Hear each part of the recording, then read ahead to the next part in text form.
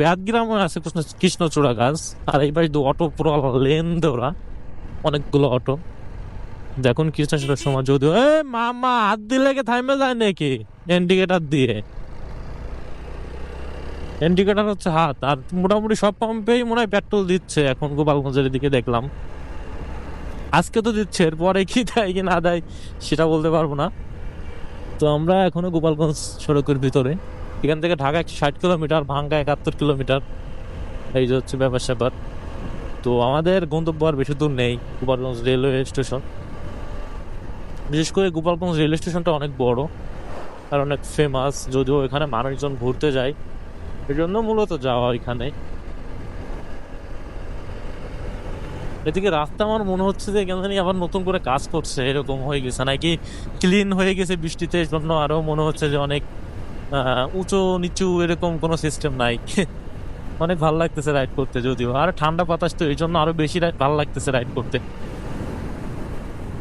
আর এদিকে হচ্ছে কিছু বাস পড়ে আছে এখান দিয়ে, লোকাল বাস। আর এই পাশ দিয়েও গোপালগঞ্জ ঢোকা যায় শহরের ভিতরে।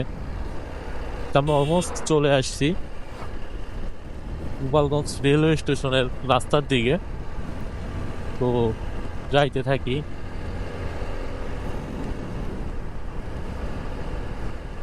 গাইস ফাইনালি চলে আসছি গোপালগঞ্জ রেলওয়ে স্টেশন রাস্তার দিকে, আই মিন রাস্তায়। জায়গাটা অনেক সুন্দর লাগে, অনেক সুন্দর লাগে। তো এইখানে একবার এসেছিলাম তেল নিতে হাজারায়, এই যে হাজারা ফিলিং স্টেশন। এবার কি বলবো, তেল না নিয়ে চলে গেছিলাম, মানে সেই সংকটের সময়, মানে একটা কাজে এসেছিলাম তো তেল নিতে এসেছিলাম। এই যে ফাইনালি ঢুকে গেছি। তো এইখানে মোটামুটি মানুষজন থাকে প্রত্যেক দিনই নাকি বিকেলে। তো এই যে সেই সুন্দর রোড বলবো এটাকে, রেলওয়ে স্টেশনে যাওয়ার সময় এখানে বিকেলবেলা হলে প্রতিদিনই কিছু না কিছু মানুষ এখানে থাকে আর কি, অনেক মানুষই থাকে।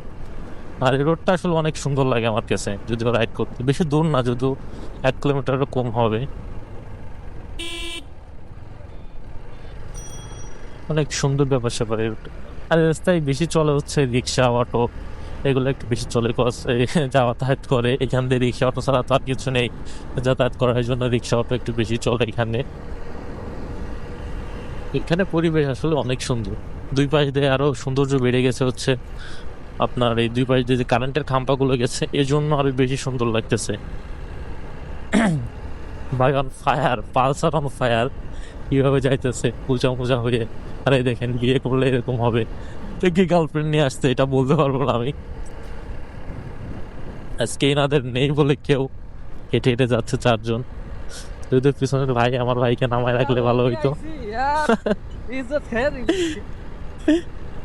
এখনো কথা কইলে তুমি, তো এখানে ধানও কাটে নাই এখনো। এই হচ্ছে পরিবেশ। এখানে কি স্ট্রং দোকানের চা পাবে, তো আমরা একটু পরে এসে চা ট্রাই করবো এখানে। তো আমরা একটু আগে লেফট সাইডের দিকে যাই। লেফট সাইডে হচ্ছে এই যে পরিবেশ, যেহেতু রোদ উঠছে জন্য আরো বেশি ভালো লাগতেছে। তো এখানে কয়েকদিন আগে স্টান্ট হয়েছিল, এই তেল সংকটের সময় হয়েছিল। তো ওই সময় আসার চাইছিলাম, কিন্তু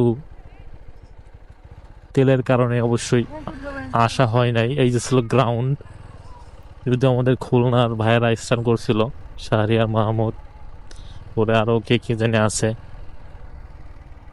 তান্ডা স্টান্ট করছিল যে এই জায়গাটাই। Heavy ground guys, heavy ground. তো আমরা এখন একটু ওই দিকে যাই। জায়গাটা অনেক সুন্দর, বিকেলবেলা আড্ডা দেওয়ার মতো খুব সুন্দর একটা জায়গা এখানে। যাদের গার্লফ্রেন্ড বয়ফ্রেন্ড আছে তাদের জন্য তো আর অন্যতম একটা জায়গা এখানে আড্ডা দেওয়ার জন্য, কি আর বলবো। আর যাদের নাই তারা সিঙ্গেল আমার মতো আসবেন একা একা ঘুরতে। যদি কোনো ভাইকে বলেন তাহলে নিয়ে আসবেন, এরকম ভাবে কোনো ফ্রেন্ডকে বলে নিয়ে আসবেন। ম্যাক্সিমাম সময় তো একাই আসতে হয় এইসব জায়গায়। এখানে পেয়ারা মাখাও পাবেন, ফুচকা পাবেন, চটপটি পাবেন, সব কিছু পেয়ে যাবেন বিকালবেলা। তো আমরা এখন যাচ্ছি একটু এই দিকে, আই মিন রাইট সাইডের দিকে। পরিবেশই আলাদা রকম, অন্যরকম একটা সুন্দর এদিকের পরিবেশ। এত সুন্দর বইলে আপনাদের বোঝানো যাবে না। তো আমরা এখন একটু বাম দিকে যাই, এদিকে আর যাবো না। এরকম ভাবে যদি রাস্তার সাইড দিয়ে, মানে আই মিন রেলওয়ে স্টেশনের সাইড দিয়ে যদি একটা রাস্তা করে দেওয়া হতো, তাহলে ওই সাইড দিয়ে বাইক রাইড করতে আরো বেশি ভালো লাগতো। বড় তো মনে হয় ওঠা যাবে না। আর এখানে শাড়ি পরে আসছে গাইস, ছবি তুলতে মনে হয়।